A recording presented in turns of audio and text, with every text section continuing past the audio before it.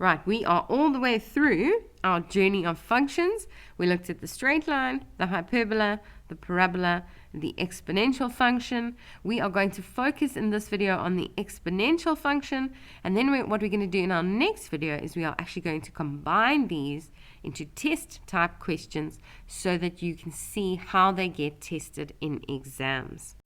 It is absolutely crucial that you understand and know the standard form of each of these.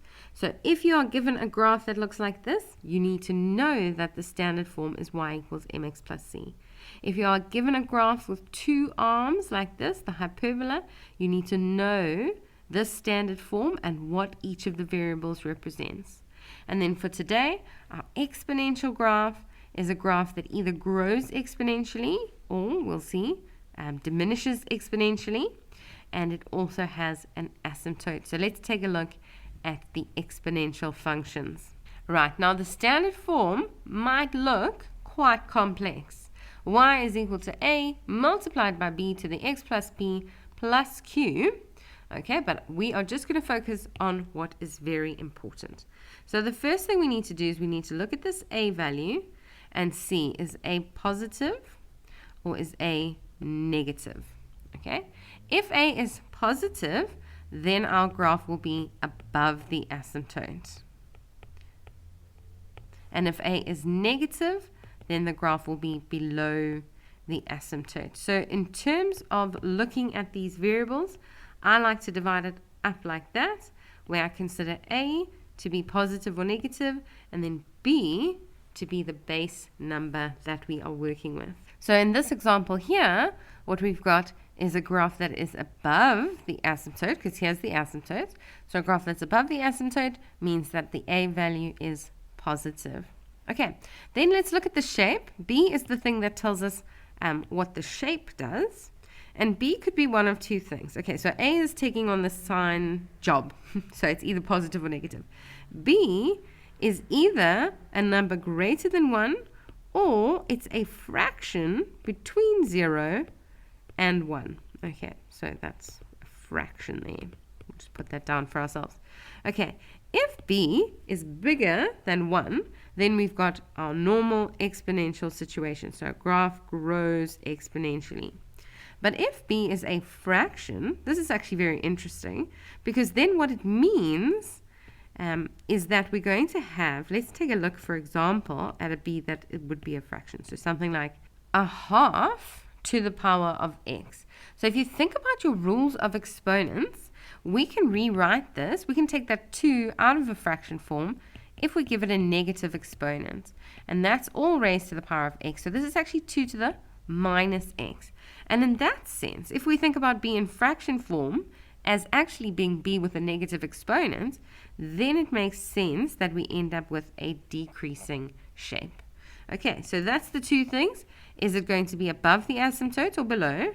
And then is it going to be an increasing function or is it going to be a decreasing function? Two different values. Okay, and then the p value here is seldom given too much attention, okay? But it just affects how rapidly something increases or decreases.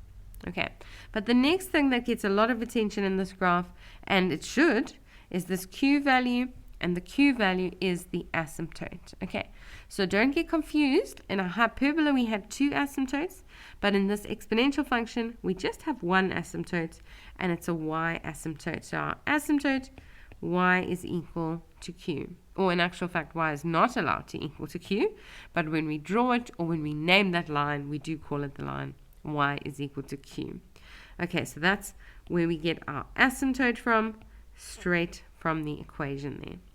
And then the intercepts, fortunately, those work the same in almost every graph. So if we want an x-intercept, we let y equal 0. And if we want a y-intercept, we let x equal 0. So we can apply the same principles here. Okay, and then if we focus on domain and range, domain is the x values. So if you have a look at this, let's look at this blue one underneath everything here. What we'll see is that this x value is going to carry on forever and ever and ever, all the way till minus infinity. And you could journey along this x-axis all the way, and you will find that the graph is continuing to grow exponentially, but it is continuing to grow.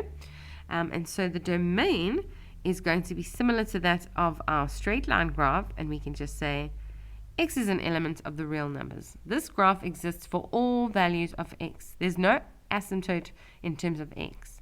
But the range is something different. Okay, if we are dealing with a positive a value like we are in this one, then what you'll see is there is no graph drawn below the asymptote. So our range starts at q and then goes all the way up to infinity. So remember, you are just asking yourself, where does this graph exist? Okay, so it starts at the asymptotes and it goes up to infinity. Now most of us know infinity gets a round bracket, but what we forget is that asymptotes need round brackets too. Remember, a graph is never allowed to touch or exist at an asymptote, but it is allowed to get extremely close. Okay, well, let's put this knowledge to the test by sketching an example here. So we've been asked to sketch the graph of f of x equal to 2 to the x minus 4. So the minute that we see the x in the exponent, we know that we are dealing with an exponential graph. Okay, and so we can do a number of things. What I'm going to do just before getting started is I'm just going to label these axes. Okay, if they're not given to us, we need to draw them, and we need to draw them accurately with equal spaces between all of these little markations. Okay, so -1, -2. All right, now we've got our groundwork in place. Now let's begin. Okay, we know a couple of things. We first of all can decide, since it's positive, it's going to be above the asymptote. Okay, that's our first thing. We know about the shape. Then, because 2 is a whole number and not a fraction, so b is equal to 2, means that it is an increasing function. Okay, all of this is helping me to draw accurately, because often teachers will allocate a mark to the shape of a graph. So we want to make sure that we get that right. And then the other thing that I'm hoping you spot, and maybe even the first thing I'm hoping you spot, is the fact that we have an asymptote. So let's definitely get that in place so that we don't forget about it. So at -4, there's an asymptote, which means that my graph is allowed to get very close, but it's not allowed to equal -4. So there I'm popping it in with a dotted line, and then I'm labeling that y is equal to -4. Okay, so that's our asymptote done. And then what I want to do, just like with almost every other graph, I want an x-intercept and a y-intercept. Okay, so let y equal 0. That's how I'm going to get my x-intercept. So we're going to say 0 is equal to 2 to the x minus 4. Okay, let's take this -4 across.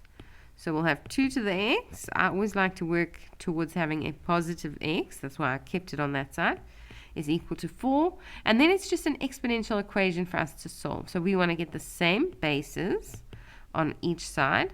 And once the bases are the same, we're allowed to drop them. So 2 is equal to x. Okay, and if you're rusty on this, go back and watch our video on exponents. Make sure that you can solve exponential equations. Okay, so we've got our x-intercept, and it is labeled here on the axis, which is great. Now we want to get a y-intercept. So to get a y-intercept, we let x equal 0. And so we're going to take our equation. F of x means y. So y is equal to 2 to the power of 0 minus 4. Be very careful here. 2 to the power of 0 doesn't equal 0. Anything to the power of 0 is equal to 1. So 1 minus 4 equals -3. And so that's our next point there. And then based on our knowledge, we know that it's going to be above the asymptote. So here's the asymptote. My graph is going to be here. It's going to be an increasing graph. And so I'm ready to draw that to the best of my ability. There it goes. And then we label it. This is the graph of f. Okay, make sure that your intercepts are labeled. If you haven't labeled your axes, then you'll need to come back here and label the specific coordinates. And then we can also get asked to determine the equation of a graph. Okay, so generally what we would need to do is we would need to look at the type of graph we're dealing with and then write down the standard form of the equation, and then we substitute from there. But more often than not, when it comes to exponential functions, when they ask us to work out the equation, they actually give us a base equation to work with. So here we've been told g of x, here it is equal to b to the x plus 1 plus q. Okay, so straight away, I can tell you, even though they haven't written it in there, but a is a positive value. And that makes sense because this graph is occurring above this asymptote here. So that part is sorted. They haven't actually asked us for it. What they want is the values of b and q. Okay, so like with most of our other graphs, the best thing to do is to start by substituting in what is obvious. So if we have a parabola, we start by substituting in the turning point or the intercepts. If we have a hyperbola, we start by substituting in the asymptotes, and it is no different here for this exponential graph. So let's start and say, well, we've got g of x is equal to b to the x plus 1, this is what they told us, plus q. And then step 1, we're going to sub in the asymptote. Okay, so in the place there of q, I can write a 1. So that means g of x is now equal to b to the x plus 1 plus 1. And then step 2, like with most of them, is we then, once we've done that, we sub in another point. Okay, and often the other point will be given to us either as an intercept or as another point just somewhere on the graph. So there we can see x is equal to minus 3 and y is equal to 10. Okay, so y is the same as g of x. So I'm going to then, instead of g of x, I'm going to say 10 is equal to b to the, and then x is minus 3 plus 1. It's always good to substitute in with brackets. And then plus 1, and now we need to solve this thing. So let's just be careful. Let's get this minus 1 across, okay? This is where you don't want to make silly sign mistakes. So we want to focus. So on the other side, on the left-hand side there, we're going to have 10 minus 1, which is 9, is equal to b to the minus 3 plus 1, okay? Which, those are like terms, so that's just b to the minus 2 is equal to 9. And that might look very scary to you, but don't panic. We're going to remember our rules of exponents. Plus, when we look at the shape of this graph, it's above the asymptote, so positive, but we can straight away see that the b value needs to be a fraction. It needs to be somewhere between 0 and 1, because otherwise we don't get a decreasing graph like this. So what I can do then is I can rewrite this as 1 over b squared is equal to, I like to then make that 9 over 1, and that just helps me to get a common denominator here. So then what I end up with is 9b squared is equal to 1. And then I carry on my journey of solving for b. I'm going to divide by 9. What I do to the one side, I'll do to the other side. So now I end up with b squared is equal to 1 over 9. And I'm definitely moving in the right direction, again, because of this decreasing slope. Okay, I don't want b squared though.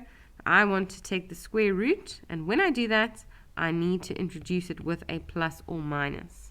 Okay, and that ends up being the square root of the top and the square root of the bottom. So what we can then say is that therefore b is either equal to plus or minus 1 over 3. Okay, and now to finally answer their questions, because that's technically giving them two answers to choose from. Okay, so then we would just answer, they specifically asked us here for the values of b and q. So let's conclude, and we'll say therefore, now we know we want the positive b value because it's above the asymptote. So b is equal to 1 over 3, and the q value was nice and easy to get. We could read that straight from our sketch. Q is equal to 1. So just to make sure they've asked us to work out the equation, but they've also specifically said here they want the values of b and q. So it's best to give all things. Okay, what I also like to do, just to finish off, and because probably or more than likely the questions that follow are going to be based on this answer, I like to then say, well, therefore g of x is equal to 1 over 3 to the x plus 1 plus 1. So I've got my equation to work with.